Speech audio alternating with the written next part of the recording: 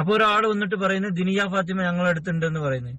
ഞാൻ അവരെ നോക്കി, പെട്ടെന്ന് ക്യാച്ച് ചെയ്തില്ല. അവരെ കണ്ടെത്താനും അവരെ മൊബൈൽ നമ്പർ കിട്ടാനും ഒരുപാട് കഷ്ടപ്പെട്ടു. അപ്പൊ ഞാൻ അങ്ങനെ കണ്ടെത്തിയപ്പോ ഇവര് പറയുന്നത് ഇത് ദിയ ഫാത്തിമയാണ്, ഇത്ര വയസ്സായിട്ടുള്ളൂ, ഇന്ന വീട്ടിൽ. ഞാൻ ദിയ ഫാത്തിമനെ താമസിപ്പിക്കുന്ന വീട്ടിലുള്ള സ്ത്രീയും ഈ പോലീസുകാരനും എന്തോ കണക്ഷൻ ഉണ്ട്.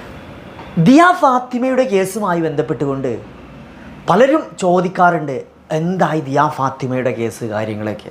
സത്യം പറഞ്ഞാൽ ദിയ ഫാത്തിമയുടെ പുതിയ 2 അപ്ഡേറ്റ്സുകൾ വന്നിട്ടുണ്ട്. നിങ്ങളൊക്കെ ഈ ഒരു ചോദ്യങ്ങളൊക്കെ കേൾക്കുമ്പോൾ നമുക്ക് ഒരുപാട് സന്തോഷമുണ്ട്.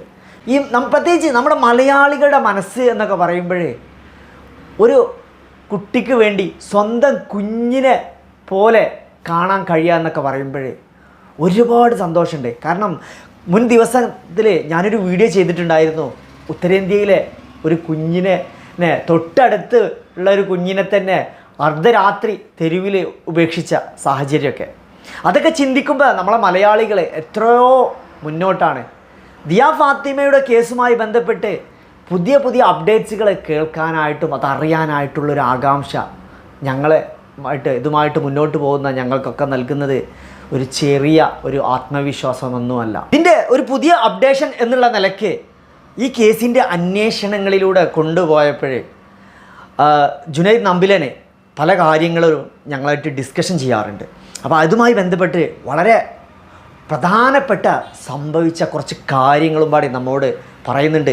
അന്ന് ആ ദിയ ഫാത്തിമ എന്ന് പറയുന്ന ആ പെൺകുട്ടി ആ വീട്ടിൽ നിന്നും മിസ്സായ സമയത്ത് ഒരു 2 മാസങ്ങൾക്ക് ശേഷം ഒരു പോലീസ് ഉദ്യോഗസ്ഥന് മഫ്തിയിൽ വീട്ടിൽ വന്നിട്ടുണ്ടായിരുന്നു. എന്നിട്ട് എന്താണ് പിന്നീട് അദ്ദേഹം ചെയ്തത്, പിന്നീട് എന്താണ് സംഭവിച്ചത്, അത് ജുനൈദ് നമ്പിലൻ തന്നെ പറയുന്നുണ്ട്. അതൊന്ന് കേൾക്കാമോ? 2 മാസം കഴിഞ്ഞപ്പോ ഒരു ബഹുമാന്യനായ വലിയ മാന്യ അദ്ദേഹം വന്ന് ഇവരെ വീട്ടിലേക്ക് മഫ്തിയില വന്നത്. എന്നിട്ട് ചോദിച്ചു, ഇവരോട് ചോദിക്കാണ് കുട്ടീന്റെ കാര്യങ്ങൾ എന്തൊക്കെയാണ്, അതാണ് ഇതാണ് എന്നൊക്കെ ഓരോ കാര്യങ്ങൾ ചോദിച്ചപ്പോ, ഭർത്താവിന്റെ പെങ്ങളില്ലേ, ഈ ഭർത്താവിന്റെ പെങ്ങളും നിങ്ങളും വലിയ സുഖത്തിലല്ലല്ലോ, അവരങ്ങനെ പറഞ്ഞു, കുട്ടിനെ അപായപ്പെടുത്താൻ കാരണം നിങ്ങളാന്ന് അവര് പറഞ്ഞു. ഈ പാവം 2 മാസമായ പാവം ഉമ്മാനോട് ഇയാൾ വന്ന് പറയാ, ചിലക്കാണ് വീട്ടിൽ വന്നിട്ട്.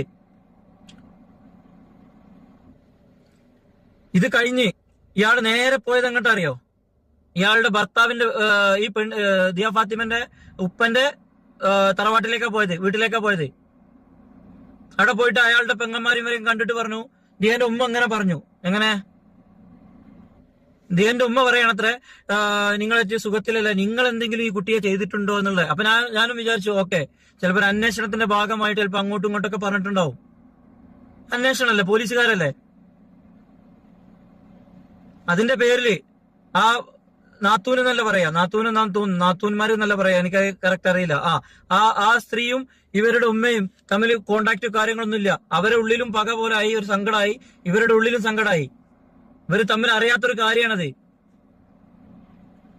അങ്ങനെ എന്തോ ഒരു കാര്യത്തിന് 1 മാസം കഴിഞ്ഞതിന് ശേഷം ദിയന്റെ ഫാത്തിമയുടെ ഉമ്മ അവർക്ക് വിളിക്കുമ്പോഴാണ് അവര് പറഞ്ഞു, ഇങ്ങനെ ഒരാൾ വന്ന് പോലീസുകാരങ്ങനെ പറഞ്ഞല്ലോ, ഞങ്ങൾ അങ്ങനെയാണ് നിങ്ങൾ കരുതിയത്. ഇവര് നല്ല സ്നേഹബന്ധത്തിൽ കഴിയുന്ന കുടുംബമാണ്, നല്ല ആളുകളാണ്. അപ്പോ ദിയന്റെ ഉമ്മ പറഞ്ഞു, എന്റെ അടുത്തും വന്നിട്ട് ഇങ്ങനെ പറഞ്ഞു എന്ന് പറഞ്ഞു. അപ്പൊ നിങ്ങൾ വിചാരിക്കും അതൊരു അന്വേഷണത്തിന്റെ ഭാഗമായിട്ട് വന്നതാ നിങ്ങൾ വിചാരിക്കുന്നുണ്ടാവും. അങ്ങനെ സ്റ്റേഷനിൽ പോയി, ഏതാണ് ഈ പോലീസുകാരൻ, എന്താണ് ഇയാൾ ഇങ്ങനെ പറയാൻ കാരണം, എന്തിനാ ഇയാൾ ഇങ്ങനെ പറഞ്ഞെന്ന് പറഞ്ഞപ്പോ അങ്ങനെ ഒരു പോലീസുകാരൻ അവിടെ ഇല്ല. ആരാണ് അയാള്? അയാൾ ആരാണ്?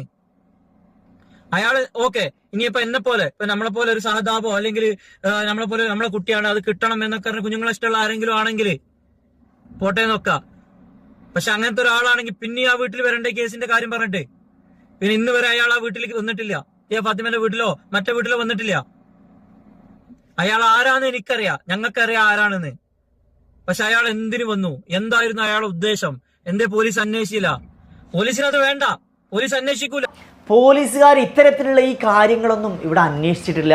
ഒരുപാട് തെളിവുകൾ ഈ കേസുമായി ബന്ധപ്പെടുമ്പോൾ പല കാര്യങ്ങളും ഇവരെ വീടുമായി ബന്ധപ്പെട്ട് ചുറ്റുപറ്റി തന്നെ ഉണ്ട്. ഇത്തരത്തിലുള്ള ഫാമിലിപരമായിട്ടൊക്കെ പ്രത്യേകിച്ച് മുന്നേ പറഞ്ഞിട്ടൊക്കെ ഉണ്ടായിരുന്നു ജുനൈദ് നമ്പിലൻ തന്നെ.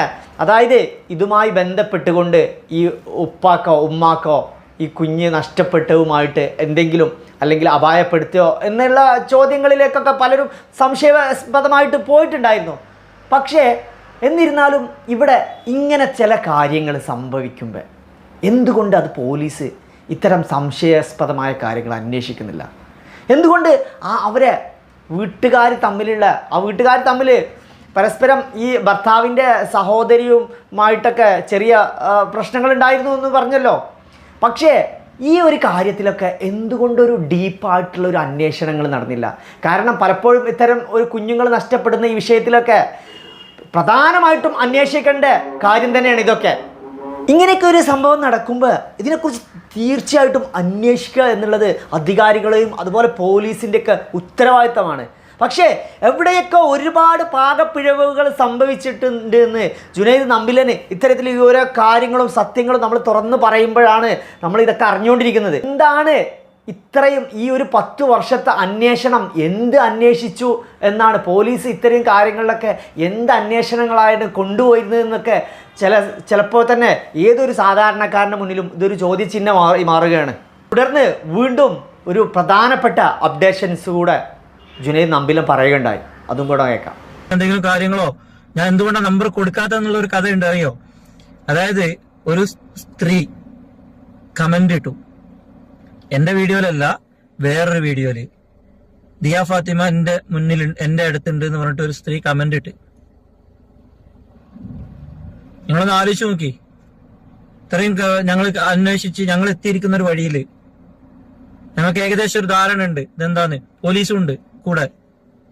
അപ്പൊ ഒരാൾ വന്നിട്ട് പറയുന്നത് ദിനിയ ഫാത്തിമ ഞങ്ങളുടെ അടുത്തുണ്ട് എന്ന് പറയുന്നത്. ഞാൻ അവരെ നോക്കി, പെട്ടെന്ന് ക്യാച്ച് ചെയ്തില്ല. അവരെ കണ്ടെത്താനും അവരെ മൊബൈൽ നമ്പർ കിട്ടാനും ഒരുപാട് കഷ്ടപ്പെട്ടു.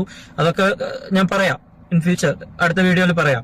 അപ്പൊ ഞാൻ അങ്ങനെ കണ്ടെത്തിയപ്പോ ഇവര് പറയുന്നത് ഇത് ദിയ ഫാത്തിമയാണ്, ഇത്ര വയസ്സായിട്ടുള്ളൂ, ഇന്ന വീട്ടിൽ. ഞാൻ കുറച്ച് കാര്യങ്ങൾ കട്ട് ചെയ്തിട്ടാണ് പറയുന്നത്. ഞാൻ നന്നായി ആലോചിച്ചിട്ട് ഈ വിഷയത്തെ കുറിച്ച് അടുത്ത വീഡിയോയിൽ പറയുള്ളൂ. അപ്പോ അങ്ങനെ നോക്കുമ്പോ ഞാൻ പറഞ്ഞു, ഓക്കെ നമുക്കൊരു കാര്യം ചെയ്യാം. മാംഗ്ലൂരാണെന്ന് കൂട്ടിക്കോ സ്ഥലം. മാംഗ്ലൂരുള്ള പോലീസ് സ്റ്റേഷനിൽ പോയിട്ട് നമുക്കൊരു പരാതി കൊടുത്തിട്ട് ഈ വീട്ടിൽ പോയി അന്വേഷിക്കാം, എന്റെ ആളുകൾ വരാന്ന് പറഞ്ഞു. അപ്പൊ ഈ സ്ത്രീ പറഞ്ഞു, നോ, ആ വീട്ടില് ദിയ ഫാത്തിമ താമസിപ്പിക്കുന്ന വീട്ടിലുള്ള സ്ത്രീയും ഈ പോലീസുകാരനും എന്തോ കണക്ഷൻ ഉണ്ട്, അവര് അടുപ്പമുണ്ടെന്ന് പറഞ്ഞു. അങ്ങനെ അപ്പൊ എന്ത് ചെയ്യും? അപ്പൊ അതിന് കുറച്ച് തന്റെ ഇടമുള്ള ആളുകൾ വേണം. എന്ത് ചെയ്യും? ആ നാട്ടിലുള്ള അങ്ങനെ ഞങ്ങള് കുറച്ച് ആളുകൾ ആ നാട്ടിൽ പോകുന്നു. മിനിഞ്ഞാന്ന് കഴിഞ്ഞ കാര്യമായിട്ടാ പറയുന്നത്. മിനിഞ്ഞാന്ന് കഴിഞ്ഞ കാര്യം. ഇത് നമ്മുടെ അന്വേഷണത്തിലെ ഒരു വെറും സംശയത്തിന്റെ പേരില്. അപ്പോ കുറച്ച് ആളുകൾ പോകുന്നു. അപ്പൊ ആലോചിച്ചിട്ട് ഒരു എത്തും പിടിയും കിട്ടുന്നില്ല. കാരണം ഒരു വീട്ടിലേക്ക് നമ്മൾ കയറി ചെന്നാലേ അവർക്ക് കേസ് കൊടുക്കാം. പ്രത്യേകിച്ച് ചെറിയ കുട്ടികളോ കാര്യങ്ങളോ ഉണ്ടാകുമ്പോ പോസ്കോ കേസ് വരെ കൊടുക്കാം. അവർക്ക് വീട് അതിക്രമിച്ചു എന്ന് പറഞ്ഞിട്ട് കേസ് കൊടുക്കാം. അങ്ങനെ പല കേസുകളും കാര്യങ്ങളും ഒക്കെ ആയിട്ട് കൊടുക്കാം. തൽക്കാലം അതിന് സമയമില്ല, പക്ഷെ ഞങ്ങൾക്ക് ദിയ മോളെ കിട്ടും വേണം. അപ്പൊ എങ്ങനെയെന്ന് ആലോചിച്ച് രാവിലെ 4 മണി, സുബൈക്ക് 4 മണി മുമ്പാണ് ഒരു ഐഡിയ വരുന്നത്. അപ്പൊ അതുമായിട്ട് മുന്നോട്ട് പോയി ആ കുട്ടീനെ കണ്ടെത്തിയപ്പോ കുറച്ച് കാര്യങ്ങളൊക്കെ ഉണ്ട്. ഞാനൊരു വീഡിയോ മുഴുവനായിട്ട് ആ ഫുള്ള് കാര്യങ്ങളും പറയാം. അപ്പോ എന്റെ നമ്പർ, അപ്പൊ എന്തെങ്കിലും കാര്യങ്ങളോ അങ്ങനെ കാര്യങ്ങളൊക്കെ കുട്ടീനെ സംബന്ധിച്ച് എന്തെങ്കിലുമൊക്കെ അറിയിക്കാനുണ്ടെങ്കിൽ നമ്പർ അവിടെ ഉണ്ട്. ഒരുപാട് ആൾക്കാർ കമന്റ് ഇടുന്നുണ്ട് നമ്പർ എന്ന് ചോദിച്ചിട്ട്. അങ്ങനെ കമന്റിൽ നമ്പർ കൊടുക്കാൻ കഴിയുന്നില്ല. അപ്പൊ നമ്മളെല്ലാവരും ഒറ്റക്കെട്ടായിരിക്കുക. ഇൻഷാ അല്ലാഹ് നമുക്ക് അവളെ കണ്ടെത്താൻ കഴിയും. തീർച്ചയായിട്ടും ജുനൈദ് നമ്പിലന് ഈ ഒരു ആത്മവിശ്വാസം പകർന്ന നമുക്കെല്ലാവർക്കും ഒരു ആത്മവിശ്വാസം പകരുകയാണ് ഇത്തരത്തിൽ. അപ്പം നമ്മൾ ഇത്തരത്തിലുള്ള ഒരു സിറ്റുവേഷനിൽ, കാരണം പലപ്പോഴും പലരും ഇതുമായി ജുനൈദ് നമ്പിലനൊക്കെ ഞങ്ങളൊക്കെ ഒതുങ്ങുന്ന ഒരു ടീമായിട്ട് ഇതുമായി മുന്നോട്ട് പോകുന്ന സമയത്ത് പലരും കുത്തിത്തിരിപ്പുണ്ടാക്കുന്ന പല പരിപാടികളും ചെയ്തുകൊണ്ടിരിക്കും. ഈ കുത്തിത്തിരിപ്പുണ്ടാക്കുന്നവരോട് പ്രത്യേകം പറയാനുള്ളത് എന്താ അറിയോ? ദിയ ഫാത്തിമയ്ക്ക് വേണ്ടി ശബ്ദിക്കുന്നവർ ഇനിയും ശബ്ദിച്ചു കൊണ്ടിരിക്കും. ഈ ശബ്ദത്തിൻ്റെ അലയൊലികൾ വലിയ വലിയ ശബ്ദങ്ങളായി ഉയർന്നുകൊണ്ടേയിരിക്കും. ഉയർച്ചയ്ക്ക് ഒരു പ്രതിഫലനം കണ്ടു തുടങ്ങിയിരിക്കുന്നു. ഞങ്ങളുടെ ശബ്ദങ്ങൾ ഇന്ന് 1000 ഇരട്ടി ശബ്ദമായി മാറിയിരിക്കുന്നു. ആര് പറഞ്ഞു ഈ കാര്യം സോഷ്യൽ മീഡിയയിൽ ഘോരഘോരമായി ശബ്ദിച്ചാൽ നിശബ്ദമായി മാറുമെന്ന്? അതെ, യുവതലമുറ ശബ്ദിക്കാൻ തുടങ്ങിയിരിക്കുന്നു. അനാവശ്യ കമന്റോളികൾക്ക് മറുപടി എന്നോണം. സോഷ്യൽ മീഡിയയുടെ പിൻബലത്താൽ നമ്മുടെ നാക്കിനും വാക്കിനും യുക്തിയോടെ മുന്നോട്ട് പോകുന്നവർക്ക് ശക്തി നൽകാനാവും. സോഷ്യൽ മീഡിയയുടെ ലോകത്ത് നമ്മുടെ വിരലുകൾക്ക് ഷെയർ കൊണ്ട് മാസ്മരികതകൾ സൃഷ്ടിക്കാൻ കഴിയും. അടച്ചിട്ട റൂമുകളിൽ ഇരുന്ന് നിരുത്സാഹപ്പെടുത്തുന്നവരോട് ശബ്ദിക്കുന്നവരെ ദയവ് ചെയ്ത് നിങ്ങൾ നിരുത്സാഹപ്പെടുത്തരുത്. ഇനി അധികം താമസിയാതെ അധികാരികളുടെ കണ്ണും കാതും തുറക്കപ്പെടും.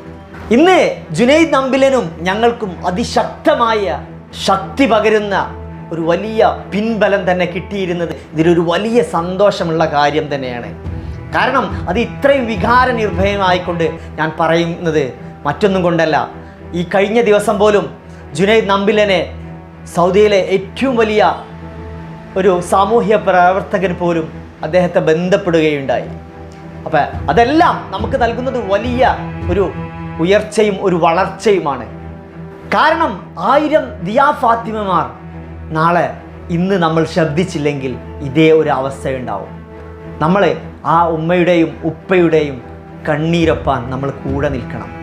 നിങ്ങളെല്ലാവരും കൂടെ ഉണ്ടാവും എന്ന ഉറച്ച വീണ്ടും ആത്മവിശ്വാസത്തോടെ പുതിയ അപ്ഡേറ്റ്സുമായി വീണ്ടും കാണാം.